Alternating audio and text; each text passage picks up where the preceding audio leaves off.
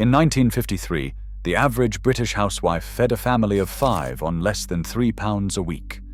No meal kits, no Ocado deliveries, no freezers full of yellow sticker bargains. Just knowledge passed from mother to daughter in kitchens where nothing was wasted, and every penny earned its place on the plate. Number 18 on this list is so effective that modern nutritionists are now recommending it as the single best change you can make to your weekly shop. And number 7 was standard practice in every working-class kitchen until the supermarkets convinced us we needed their version instead. These were not sacrifices. They were systems. Quiet, disciplined habits that kept families healthy, satisfied, and solvent when the world outside offered very little. The food industry does not want you to remember them, because if you did, you would walk past half the products in your trolley without a second glance. Before we begin, hit subscribe. These 25 habits might change the way you eat this week. Number 25. Buying bread from yesterday's shelf. Your grandmother never bought today's loaf if yesterday's was still sitting there at half price. Bakers marked down bread that was 24 hours old, and smart shoppers arrived early to claim it. A fresh loaf cost about 7 pence in 1955. Yesterday's cost 3 pence. The bread was perfectly good, slightly firmer, yes, but that made it better for toast, for bread and butter pudding, for soldiers dipped into soft boiled eggs. Nothing was wrong with it except the date. Your grandmother knew that freshness was a luxury, not a necessity. She would buy 2 reduced loaves for the price of 1 fresh loaf, freeze the second if she had room, and nobody at the table ever noticed the difference. Today, we throw away 20 million slices of bread a day in this country. She would have been horrified. That loaf was not rubbish. It was tomorrow's toast and Thursday's pudding. Number 24. The stock pot that never stopped. In every serious post-war kitchen, a stock pot sat on the back of the range, simmering quietly from Monday to Saturday. Every vegetable peeling, every bone, every scrap of onion skin went into that pot. Carrot tops, celery leaves, the carcass from Sunday's chicken. By midweek, the liquid had turned rich and golden, thick with flavor that no stock cube could match. Your grandmother would ladle it into soups, use it to braise cheap cuts, or simply pour a mugful for anyone feeling under the weather. A pot of stock cost nothing because it was made from things we now throw into the bin. The habit disappeared when Oxo and Bisto promised the same result in second servings. But they never delivered the same depth. That stock pot was the engine of the kitchen. Everything ran on it. A mugful with bread was a meal in itself on lean days. Children grew up thinking soup always tasted that good. It did not. It tasted that good because it had been building flavor all week. Number 23. Growing herbs on the windowsill. Before supermarkets sold wilting plastic packets of basil for £1.50, every kitchen had a windowsill lined with small pots of parsley, mint, chives, and thyme. Your grandmother grew them from seed or from cuttings begged off a neighbor. The cost was virtually nothing. A packet of parsley seed was a few pence and lasted for years. She would snip what she needed with kitchen scissors and drop it straight into the pot. Fresh herbs in everything. No waste, no plastic, no sad brown leaves rotting in the fridge drawer. Mint went into new potatoes and peas. Parsley lifted a white sauce. Thyme transformed a cheap stew into something that smelled like a Sunday you wanted to remember. The habit died when we started believing herbs came in packets, not pots. Number 22. Making one roast last the entire week. Sunday's roast was not a single meal. It was a business plan. The joint went on the table hot on Sunday. Cold slices appeared in Monday's sandwiches. Tuesday brought shepherd's pie or cottage pie from the leftover mince. Wednesday's soup used the bones. Thursday saw bubble and squeak from whatever vegetables survived. By Friday, the dripping had been saved for chips, and the gravy had flavored a midweek casserole. One joint of beef, bought for 4 shillings in 1956, stretched across 5 or 6 meals for a family of 4. Nothing was decoration. Every ounce was accounted for. Today we roast a chicken on Sunday and throw the carcass in the bin by Monday morning. Your grandmother would have got 3 more meals out of it. She would have simmered those bones with an onion and a bay leaf, skimmed the fat for dripping, and served the broth with pearl barley on a cold Wednesday night.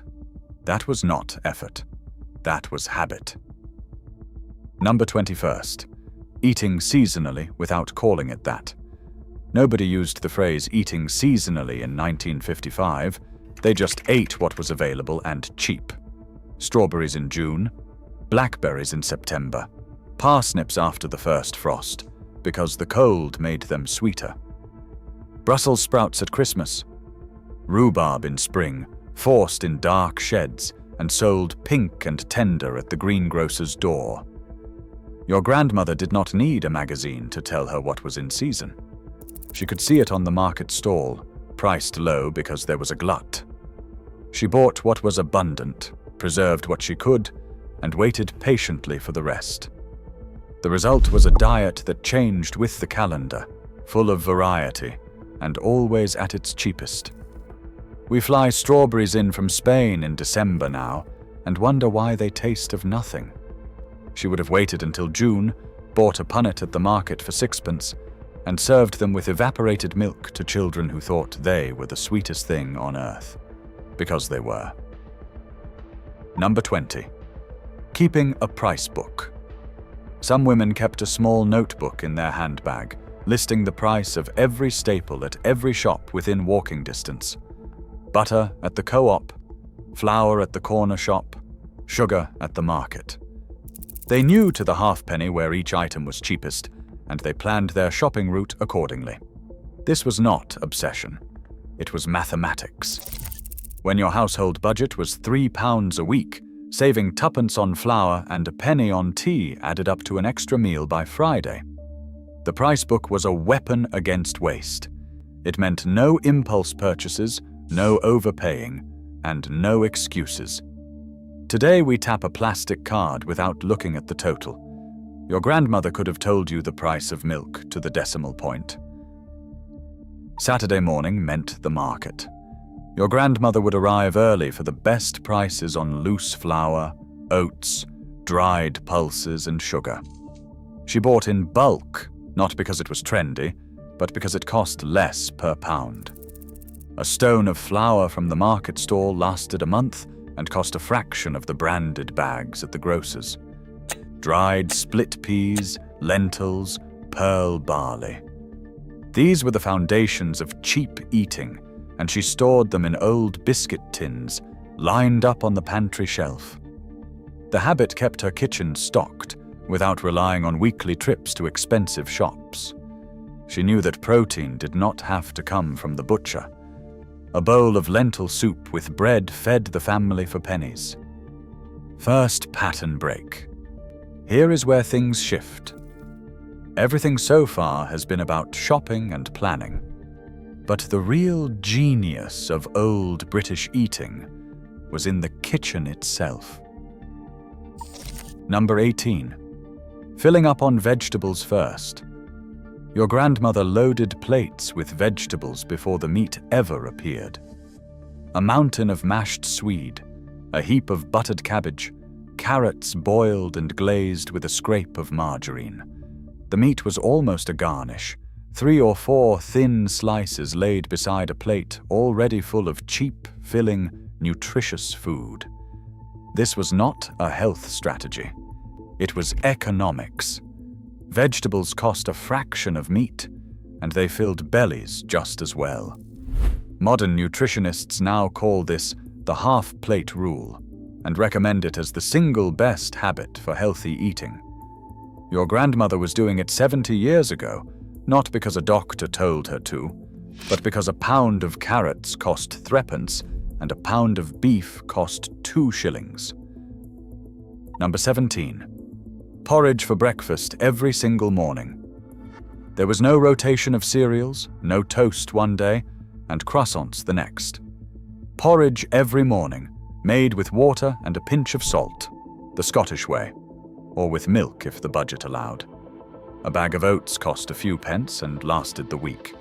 It filled stomachs until lunchtime, kept children quiet through morning lessons, and asked nothing of the cook but a saucepan and 5 minutes. Some families stirred in a spoonful of golden syrup, others added a splash of evaporated milk for richness. But the base was always the same: cheap, warm, sustaining. We spend £3 on a box of granola now that lasts 4 days. A bag of porridge oats costs 60 pence and lasts a fortnight. Your grandmother would look at our cereal aisle and think we had lost our minds. 17 types of muesli, and not one of them keeps you full past 10 o'clock. Number 16. Baking bread at home. A loaf from the baker cost 1 shilling. A loaf made at home cost 3d. Your grandmother baked twice a week, turning out heavy, dense loaves that filled the house with a smell no candle has ever replicated. Flour, water, yeast, salt. 4 simple ingredients. The dough rose on the warming plate, or beside the fire, was punched down and shaped into tins, then baked until the crust cracked golden. Those loaves lasted longer than shop bread because they had no additives to accelerate staleness. They toasted better. They soaked up dripping better. They made better sandwiches. The skill took practice, but once learned, it saved the household pounds every month. We pay £2.50 for a sourdough now and call it artisan. Your grandmother would have called it bread, and hers was better because it was still warm when it hit the table. Number 15. Never throwing away stale cake. Stale cake became trifle. Stale trifle sponge became the base for bread and butter pudding. Dry Madeira cake was crumbled into custard. Nothing sweet was ever wasted. Your grandmother had a dozen uses for cake past its prime, and every one of them tasted better than the original. A Victoria sponge that had gone slightly hard was sliced, layered with jam and custard, doused in sherry if company was coming, and topped with whipped evaporated milk. Suddenly the failed cake was the star of the table. This habit was born during rationing when sugar was precious, and wasting even a crumb felt criminal. The instinct survived long after rationing ended. Number 14. Diluting everything. Squash was mixed at a ratio that would horrify a modern child. 1 part cordial to 6 parts water, sometimes 8. Milk was stretched with water for cooking. Condensed soup became 2 meals with an extra tin of water and some toast. Even gravy was extended with vegetable water saved from the boil. Nothing was used at full strength when half strength would do. This was not meanness. It was the habit of a generation that understood concentration. Why use a full tin of soup for 4 people when half a tin with extra water and bread served just as well? The savings were invisible to anyone eating the meal, but enormous across a week. Second pattern break. Now we enter the habits that modern food culture actively discourages, the ones that supermarkets and food brands worked hardest to erase. These next habits made home cooks independent, and independence is bad for business. Number 13.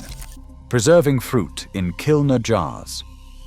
When the plum tree in the garden produced more than the family could eat, your grandmother did not let a single fruit go to waste. She bottled them. Kilner jars lined the pantry shelf, filled with halved plums, stewed apples, gooseberries, and blackberries swimming in syrup. The fruit lasted through winter, pulled out for crumbles, pies, and puddings when fresh produce was expensive and scarce. A bag of sugar and a box of jars were the only investment. The fruit was free, picked from gardens, hedgerows, and allotments. By January, when a punnet of strawberries cost a small fortune, she had shelves of preserved summer ready to open. The habit vanished when freezers became affordable in the 1970s, but freezers cost electricity, and Kilner jars just sat there, waiting. Number 12. Using evaporated milk instead of cream. Fresh cream was a luxury most families saw only at Christmas, but a tin of Carnation evaporated milk cost 9 pence and sat in the cupboard for months. Poured over puddings, stirred into coffee, whipped into a substitute for cream, it did the job at a fraction of the price. Your grandmother chilled the tin overnight, then whipped the cold milk until it doubled in volume, producing something that looked and tasted close enough to cream that children never questioned it. Drizzled over tinned peaches or apple crumble, it was the taste of afters in every working-class kitchen. We buy double cream at £2 a pot now, use half, and throw the rest away when it turns. She would have made it stretch across 3 puddings. Number 11. Mending and reusing everything in the kitchen. A chipped bowl was still a bowl. A bent fork was straightened and put back in the drawer. Tea towels were patched. Aprons were turned inside out and re-sewn when the front wore thin. The habit of repair extended to every corner of the kitchen.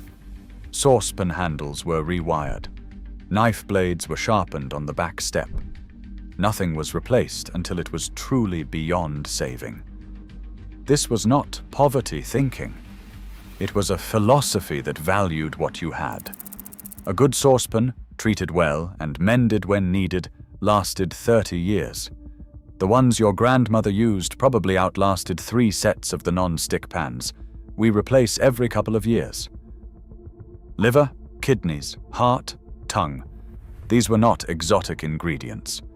They were Tuesday's tea. Offal cost a fraction of prime cuts, and your grandmother cooked it without fuss or apology. Lamb's liver fried with onions and served with mash. Kidney deviled on toast for a quick supper. Heart stuffed with sage and breadcrumbs, braised until tender. A pound of liver cost 6pence when a pound of steak cost 2 shillings. Nutrition was superior. The flavor, when cooked properly, was rich and satisfying. We have been trained to find offal disgusting by a food industry that would rather sell us chicken breast at £4 a kilo than liver at £1.50. Your grandmother did not have that prejudice. She saw liver on the butcher's counter and saw protein, iron, and a hot meal for 6pence. We see it and reach for the chicken nuggets instead. Number 9. Making soup from almost anything. Soup was not a starter. It was the main event. Your grandmother could make soup from a handful of vegetables, a stock cube, and whatever was left in the larder. Potato and leek. Carrot and coriander before it had a trendy name. Pea soup thick enough to stand a spoon in. Soup stretched. Ingredients further than any other cooking method. A pound of potatoes and 2 leeks became 4 generous bowls. Add bread and butter, and that was supper sorted. The pot went on at lunchtime and simmered until 6. The house filled with steam and warmth. Soup was the ultimate anti-waste meal. If it was in the kitchen, it could go in the soup. A leftover potato, a sad-looking carrot, half an onion turning soft. Into the pot. Seasoned with salt, pepper, and whatever herbs were growing on the windowsill. Nobody called it rustic or farmhouse style. It was just tea. Number 8. Darning the budget with meatless days. Wednesday was often a meatless day. Not for ethical reasons, but for financial ones. Cheese on toast, egg and chips, macaroni cheese from a packet, beans on toast. These meals cost almost nothing and gave the meat budget a rest. By cutting meat out of 2 or 3 meals a week, your grandmother could afford a better joint on Sunday. The meatless day was a strategic decision, not a sacrifice. The meals were filling, quick, and nobody complained because everyone understood the system. Meat was expensive. Some days you went without so that other days could be special. The modern Meatless Monday campaign acts as though this is a new idea. It is not. Your grandmother was doing it in 1953. She just did not need a hashtag to remind her. Third pattern break. The remaining habits are the ones that surprise people the most, because they reveal just how sophisticated old British home economics really were. These were not uneducated women stumbling through poverty. They were running efficient operations on budgets that would make modern families weep. Number 7. Shopping daily for reduced items. Your grandmother did not do one big weekly shop. She visited the greengrocer, the baker, and the butcher almost daily, timing her visits to catch the markdowns. Bread was reduced at 4 o'clock. Meat was marked down on Saturday afternoon before the shops closed for Sunday. Bruised fruit could be bought for half price if you caught the stallholder while they were packing up. This habit meant fresher food, less waste, and consistently lower prices. The weekly supermarket shop replaced this with convenience. But convenience comes at a premium. She knew exactly what everything cost because she saw the prices change in real time. Number 6. Padding every meal with potatoes. Potatoes were the universal extender. Shepherd's pie had twice as much potato as meat. Fish cakes were mostly mash with a scraping of tinned salmon. Bubble and squeak was leftover potatoes with whatever vegetables were to hand. A stone of potatoes cost about 1 shilling and 6 pence and lasted the week. They were cheap, filling, versatile, and available year-round. Your grandmother boiled them, mashed them, roasted them, chipped them, baked them, and turned them into cakes, soups, and pie toppings. No single ingredient worked harder in the British kitchen. We have been told to fear carbohydrates. She used them to feed a family for pennies. Number 5. Keeping a tight meal plan. Sunday was roast, Monday was cold cuts or leftovers, Tuesday was a cheap stew or casserole, Wednesday was meatless, Thursday was liver or offal, Friday was fish, Saturday was something quick before the weekend. Every day had its assignment. There were no last-minute decisions, no staring into the fridge at 6 o'clock wondering what to make. The meal plan was written in pencil on the back of an envelope and stuck to the kitchen cupboard. It eliminated waste because every ingredient was bought with a purpose. Nothing sat unused, nothing expired. The plan was the budget made visible. No guesswork. No takeaway menus pulled out at 6:30 because nobody could decide. She knew what was for tea before the kettle boiled for breakfast. Number 4. Sharing food with neighbors. If your grandmother baked a batch of scones, a plate went next door. If a neighbor's apple tree was heavy, a bag of windfalls appeared on the doorstep. This was not charity. It was a system. Food circulated through the street like a quiet currency. A jar of homemade jam exchanged for a bag of runner beans. Half a cake swapped for a dozen eggs from someone who kept chickens. These exchanges reduced costs for everyone and built the kind of community that meant nobody went hungry alone. The habit disappeared when front doors closed and supermarkets became the only source. Number 3. Teaching children to cook from the age of 6. Girls stood on kitchen stools stirring custard before they could read.